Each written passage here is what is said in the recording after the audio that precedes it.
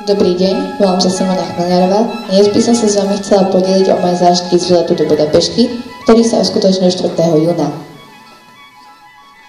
V deň výletu som si musela privstať. Zvyčajne vstávam neskôr, preto bolo pre mňa vstávanie o 3 ráno náročné. Asi nielen pre mňa, ale aj pre spolužiakov, ktorí sa so mnou vydali na dlhú cestu do Budapešti. Keď sme dorazili do hlavného mesta, zaujala ma jeho krása. Na námestí hrdinov nás už čakala milá pani sprievodkyňa Emília s červeným dážnikom. Námestie ma zaujalo 36 metrov vysokým stĺpom so sochou archaniela Gabriela. Ten sa podľa legendy zjavil vlastne svätému Štefanovi a ponúkol mu uhorskú korunu.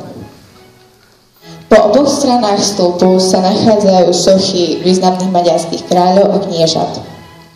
V Blízkom parku sme videli hrad a futuristický dom hudby. Z Pešti sme sa Andrašiou triedou presunuli na Budnickú časť a z rybárskej bašty sme sa kochali výhľadom na hlavné mesto. Videli sme aj prezidentský palác a čestnú stráž. O pamiatkách sme sa čo to dozvedeli počas výletnej plavby loďou. Nakoniec sme sa presunuli až pred baziliku svätého Štefana.